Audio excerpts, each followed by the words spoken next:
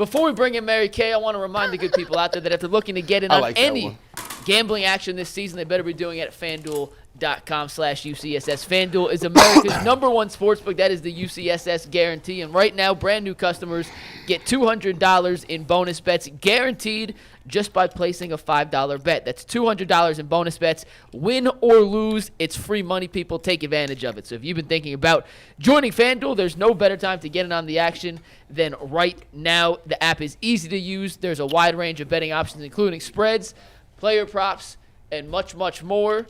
So head over to FanDuel.com/UCSS to kick off the NFL action. FanDuel, an official partner of the NFL, an official partner of the Ultimate Cleveland Sports Show. And with that, we welcome in our Hall of Famer. It is Mary Kay Cabot of Cleveland.com. How you doing today, Mary Kay? I'm doing great, guys. How you doing? Great. Mary Kay, are they getting a quarterback? Dang. Are they making a move?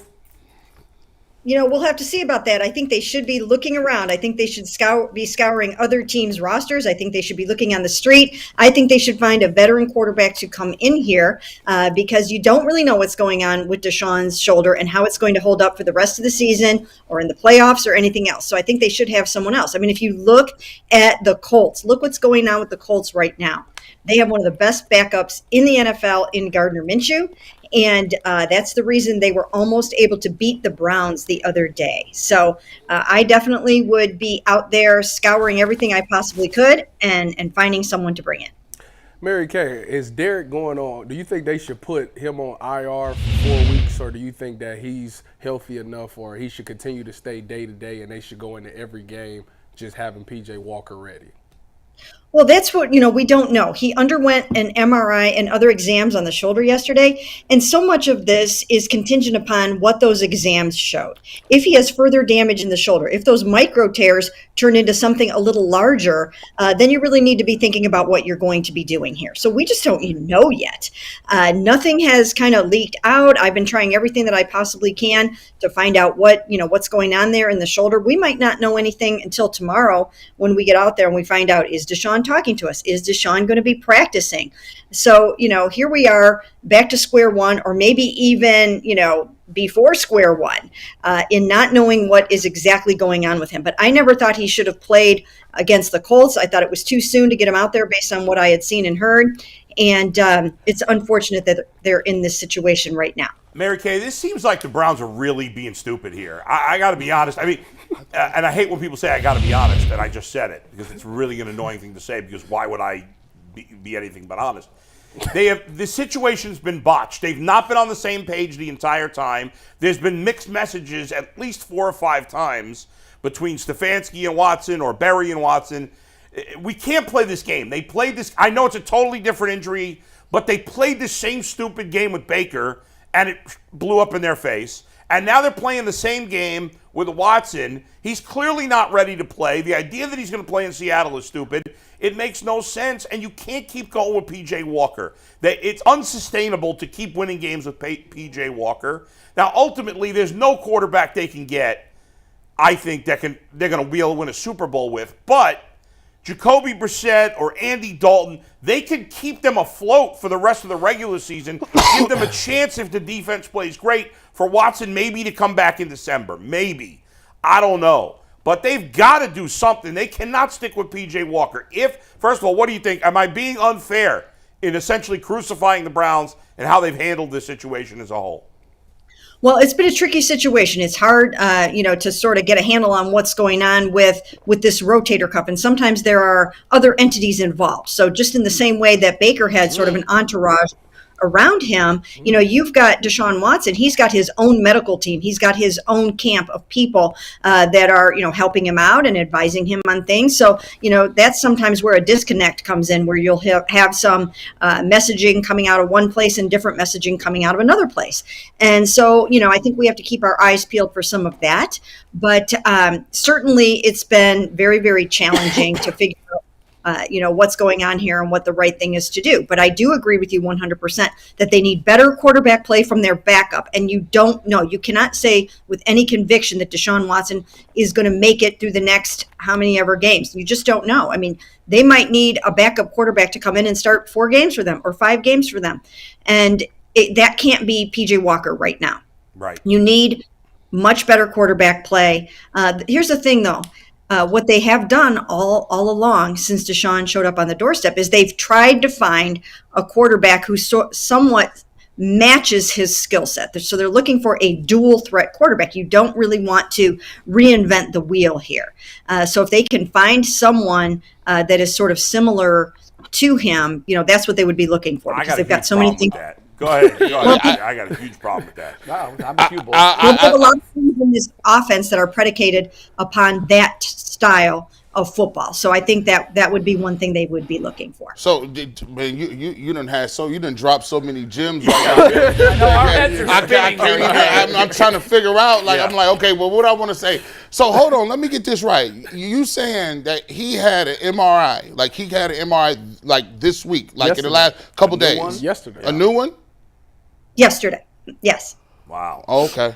Was that that's what you would normally do after you have it take another blow to the shoulder like that. You've got to get that imaging done and see what's going on in the shoulder. And I'm sure it was an MRI. It might have been something else too. I mean, Anthony Richardson ended up undergoing like a CT scan and some different things. So there is imaging going on. They're trying to find out and pin down what exactly is going on in that shoulder. And the follow-up question is, do you believe that's why he said, when they said, are you going to play against Seattle, and he said, I'm not sure. And then when they asked Kevin Stefanski, and he said, yes, he's the starting quarterback.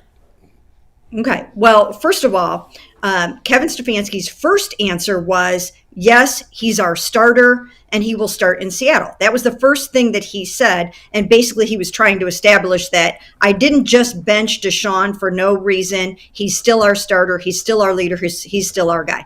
He came back later in that same interview, and he had to qualify that by saying, as long as he's cleared, he's our starter on Wednesday. So he kind of had to backtrack a tiny bit and say, as long as he's cleared medically. Now, of course, that means that they believe he will be cleared medically, at least at that time he did. But even Kevin acknowledged that was a pretty hard blow that he not only took to the shoulder, but then he took a hard fall onto the shoulder. So they have to see what's going on in there. They have to see what the pain level is. They have to see, what he feels comfortable doing before they make any determinations. So that's why Deshaun said he's not sure, because he knew he was going to have to undergo some exams when he got home. Mary Kay, I got a huge beef with Kevin's, and I have been a starch defender. Does starch even make sense? Staunch. Staunch. Staunch. Hell, am I coming up with starch? I have been a staunch defender of Kevin Stefanski, and I think overall he's done a very good job as head coach. But if he cannot adjust an offense, the Baltimore Ravens had Joe Flacco as their starter, and in the middle of the season changed to Lamar Jackson. There can be no bigger difference in styles than the ultimate statue and the ultimate athlete playing quarterback. If he couldn't adjust to Andy Dalton being the quarterback or Jacoby Brissett, who was here last year, and he's not like Watson, he doesn't run much. That's ridiculous to me if the coach can't adjust in season. Well, I'm not saying that he can't. I'm just saying that that's what they have done to this point, is they have found other that are similar to Deshaun. And that's why you have Josh Dobbs in here. That's why you had Kellen Mond in here. That's why you have DTR here. That's why you have PJ Walker here. That's right. So if you follow the trends of what they've done, that's what they've been looking for. But of course, things change as you move along. And if they feel like they need someone else, then, they might have to broaden their scope a little bit and, not stay so, stuck to that paradigm of needing that exact sort of match. Because, Jacoby Brissett could come in here and run this offense. He knows the players. He knows the terminology. It's sort of similar to Kareem Hunt when they went in and had to get a running back. Bringing in Kareem was the right thing to do, because, you skip over a lot of those steps of trying to figure out, how do you find the locker room and how do you find the weight room? And, it certainly would make sense to bring in a Jacoby Brissett for this job. I have no idea if they have any plans to do that. I have no idea if Washington would be up for that, but it's certainly something to consider. Mary Kay, I think the offensive line play has been better the past few weeks. What do you credit that to? I feel like ever since they came off the bye week, they've been pretty solid. Not saying that they're the greatest, but they've been very solid. I haven't really noticed a ton of sacks, and they've been opening up lanes for these running backs. What is that a credit to? Well, first of all, you've got DeJuan Jones, who's getting better each week. Both against the pass and in his run blocking. So that's one thing. And then, as you guys, I'm sure, have noticed, Jed Wills has played much better the past couple. Yep. And I think that's helped a lot. I really think that's helped a lot. I think he turned the corner a little bit against the 49ers, and I thought he had a nice game in this game as well. So that's helping. And, it's just kind of been coming together a little bit. Now, of course, as you guys know, Jerome Ford has a high ankle sprain, and he might not be able to play for a couple of weeks. So that is not going to help matter. They're going to really have to rely on Kareem. They're going to have to rely on Pierre Strong, and maybe even bring in another running back. Man, Mary, it seems like we talk about bringing in a lot of people. But that's the great, the good part about it is you could be 2-4 talking about bringing in people, but you're 4-2. Do you believe that 4-2 record warrants them going out and trying to bolster this team as much as possible for a good playoff run? I look at the receiving. You talked about running back, quarterback. It just seems like the Browns haven't traditionally made a lot of moves at the trade deadline. Do you think this year is a year that you'll see them trying to push and make that move? I don't think they're clamoring for anything right now. Unless they think Jerome is going to be out for a lengthy period of time, which at the outset, that's not what I'm hearing. But that's one area they could look at. Like I said before, I think they should be looking at the quarterback. I don't know if they feel that way or not, but it makes a whole lot of sense. And then I would be looking for another wide receiver. And again, I don't necessarily think they're clamoring for those positions. I think more so than anything, they might be, looking to move a couple of guys and get some draft picks in return for some positions where they have a little bit of excess. But this is when teams do add those final pieces to the puzzle if they think they can go the distance. And I think this is a Browns team that has demonstrated that if it gets better quarterback play, it has what it takes to go the distance. There's no reason why the Browns can't win a Super Bowl this year. There's no reason, as long as they get better quarterback play. They have to have that. I would be doing whatever I possibly could to bolster some of those positions and, bring in somebody that can just put you over the top. When you look at wide receivers and running backs, you look at Denver has Jerry Jeudy. Denver also has Samaje Perine, who might be a nice third down back for the Browns. Arizona with Marquise Brown could be an interesting speed receiver. I think even Jacksonville with our old buddy Dearness Johnson, he's their third running back there in Jacksonville. I think those are all guys that could potentially, none of those are, superstars or anything, but those are guys who all could help the team. Do some of those names make sense? Yeah, some of those names do make sense. I've advocated for Jerry Jeudy. I think he'd be somebody that would be worth going out and getting. He's a young guy. They've been interested in him before. So he's somebody that I would definitely be taking a look at. And as you mentioned, Marquise Brown and, any of those guys, they need more at the wide receiver position, in my opinion. Yeah. And part of it is because they haven't had the quarterback play. So it's a little hard to judge the wide receivers. Yep. But you can't have too many weapons. You just can't. Even if Deshaun, comes back perfectly healthy, it certainly can't hurt to give him another really good wide receiver, a potential 1,000-yard receiver. Yeah, no doubt. That would make a big difference. Will DPJ be on this team as it passed the trade deadline? He finally made a really good play at the end of that game. Do you think that he's a name that they're going to look to trade to get? What are they going to get for him? I don't know. She said that they were looking for draft picks. So what are they going to get? A 6th-round pick or a 7th-round pick? You'd be surprised. Yeah. Kevin Byard just got traded. He's an all-pro. He got just traded for nothing to Philadelphia yesterday.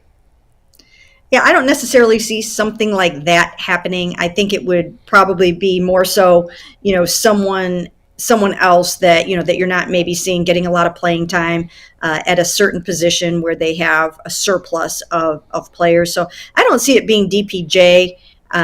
He's also in the last year of his contract, and people don't really, rent someone like that just for the next 10 games or whatever. So not really necessarily feeling that one.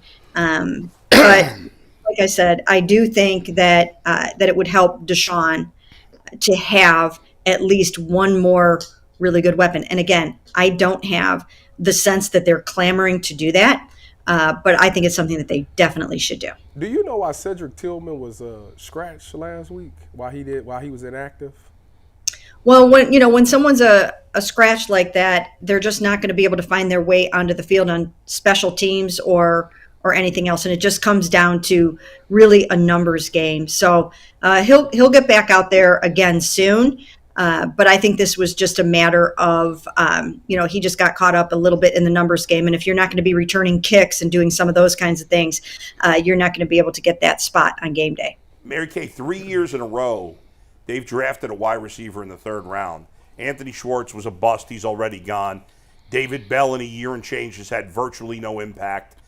And Cedric Tillman hasn't played at all to this point. It's too early, but right now, I mean, at the moment, all three look like terrible misses. Why do they have no ability to judge wide receivers? Because they've done a terrible job with wide receivers. Once again, I think we have to reserve judgment a little bit on the wide receivers until you see better quarterback play. This whole entire season, you just have not seen any of the receivers do much of anything because there has not been good quarterback play. So that has a whole lot to do with it.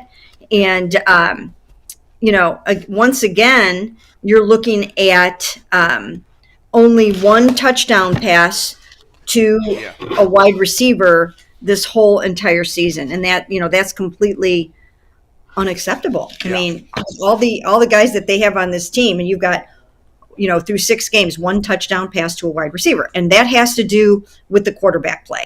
DTR played a game. PJ Walker now has played a couple of games. Deshaun Watson hasn't been himself. So it's amazing that Amari Cooper has had the success that he has, but some of these other guys I think have suffered from the quarterback situation, and so we need to just give that a little breathing room to see if they can come up off the mat. And while I agree with that, the bottom line, though, has been that David Bell and last year, and again so far this year to some degree, and certainly Cedric Tillman this year, they're not even getting on the field. So I don't know that they get a full pass. I'll give Elijah Moore and DPJ somewhat of a pass for the bad quarterback play because they've been on the field. But these guys barely are ever on the field. Cedric Tillman's not on the field at all. So they can't even beat some of these other guys out for reps. That's concerning. Well, we'll have to see. Sometimes it takes rookies a little bit of time, and especially when you're talking about third-round rookies. There's a reason why they weren't first-rounders. You can take a first-round rookie, and you can plug them in to the lineup. Off they go. But if a guy's dropping to the third round, the chances of a third-rounder making it in the NFL are very slim. I can't remember what it is. It's something very, very small. It might even be like 15%. So, when you're talking about a third rounder, you're not talking about an elite talent. You're talking about somebody who you're taking a chance on and hoping that they make it. So, we'll have to see how it goes. Rookies, sometimes it takes a little while for the lights to come on. So I think it's early to write off said. David certainly is going to have to step up. So I think the jury is still out is what I'm saying.